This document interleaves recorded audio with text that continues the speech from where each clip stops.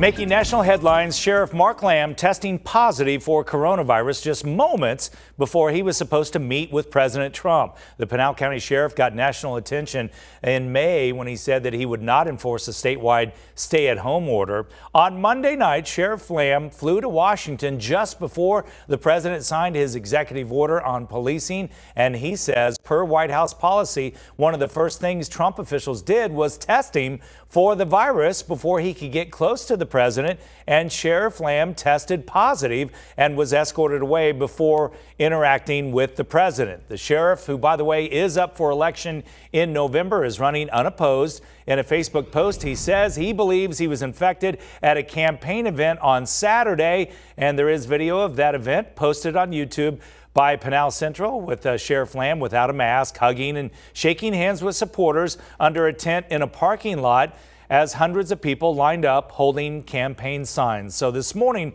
Sheriff Lamb joining us live to talk about this. Sheriff, thanks for joining us. First of all, how do you feel right now? Are you okay? Yeah, I feel pretty good. Thank you for asking. I mean, I can tell that I've got something, but I still feel pretty good. You would not want to be the person known for infecting the president with coronavirus, No. so it's a good thing they tested you. Oh, I'm very glad they had those protocols in place and that it weeded me out. I was a little bummed that I didn't get to be there for the him supporting law enforcement, signing the executive order, but you know, it is what it is, and I'm glad they were able to protect him. Yeah, well, I'm sure you'll get another chance with that. What is your position right now? I mean, you seem like a reasonable, tough guy. Did you just think, well, this isn't going to happen to me, I'm not going to get it? No, I think that I knew that the risk existed, you know, especially I took a stance. I believe that, and still do, that we needed to open our country back up.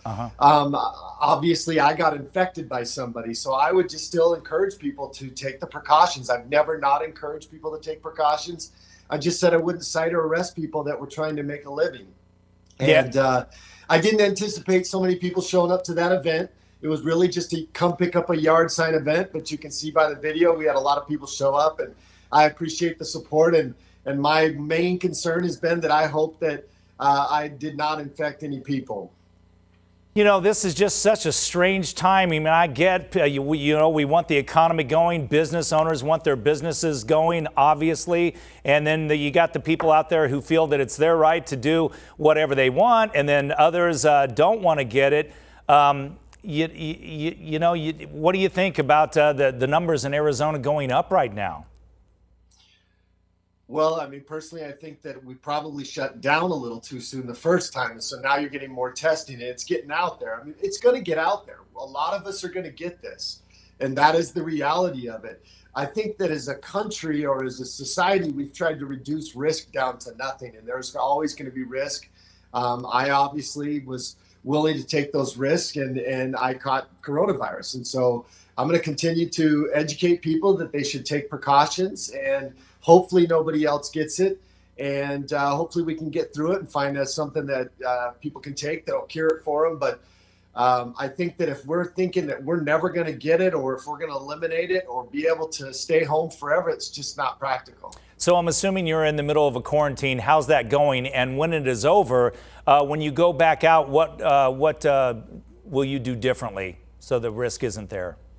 Well, I think you can see that this went national. I think I'm front page on Yahoo's News or somebody's today. So clearly there's going to be a lot of eyes on me as to what I do and how I proceed. You know, I still encourage everybody to follow those precautions, but I look forward to getting back out and being able to do my job and getting out working with my guys. You know, these are very different and crazy times for law enforcement. And of all the times that I would like to be down right now, this is not it. You know, I want to be out there with my people, but I've got to do the 14-day quarantine, and then we'll test and make sure that I'm not contagious anymore. Yeah. What do you think about President Trump's rally tomorrow and all the people that are going to be there? Do you think there should be concern for those folks? You know, I think anybody who shows up has to understand that there's a risk involved with it. And I think most people do. I think people that came to my event on Saturday knew that there was a risk involved. I knew it. And clearly, the more and more that we add things up, it looks like I contracted it at that event, that somebody brought it and I got it from them. So I don't know that a mask would have stopped it or not. I don't know. what we do know is there's certain guidelines that have been set forth, and I wasn't wearing a mask, and I know people are not going to like to hear this, but when I go back, I probably won't wear a mask again once I know that I don't have the coronavirus. So it's just a personal preference, and it's something that I think that if you are concerned about it, you should absolutely take every precaution. Right. Yeah, I understand a lot of people don't want to wear masks. So when you go back out there and you say you won't wear a mask, is that because you believe that once you've had it, you can't get it again? No. I mean, I do a job where I think that I'm not out there trying to instill fear into people. And also, I don't want to, I want people to be able to see my face when I'm interacting with somebody on a call for service or as your elected official. I want people to be able to see my face as I speak to them. And obviously I'm going to take some more precautions. I'm going to continue to have hand sanitizer, do all the things I need to do. I'll probably have to back away from, you get into a groove as a politician and you're used to shaking hands and doing those things, and it's easy to fall back into. And obviously I've got to be a little bit more cognizant of it. This is a really difficult time for all the 99%, as they've been saying, the good cops out there. What's your view on policing right now and what's been going on? I want to send a message to all the good men and women of law enforcement who do this job and say thank you. They have done a tremendous job holding the line in some very difficult times.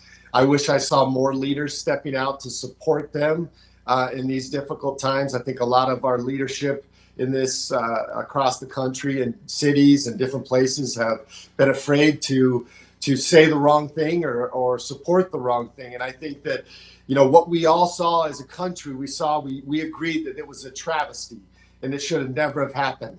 And as law enforcement, good cops, we hate bad cops. And so, but to impugn the entire industry and the entire profession is just not right. We would never do that to anybody else or any typical race for the crime of one person. So I would say, please continue to support your law enforcement. We're good men and women who are out there doing this job. And I want to let the men and women know here in Arizona, at least, and especially my agency, that I support them, that I have their back. Well, Sheriff Lamb, thanks for your time this morning. We wish you the best of luck in getting through the COVID. It looks like you're going to be just fine, and we'll see you back out there again. Thanks, Scott. I appreciate it. Thank you.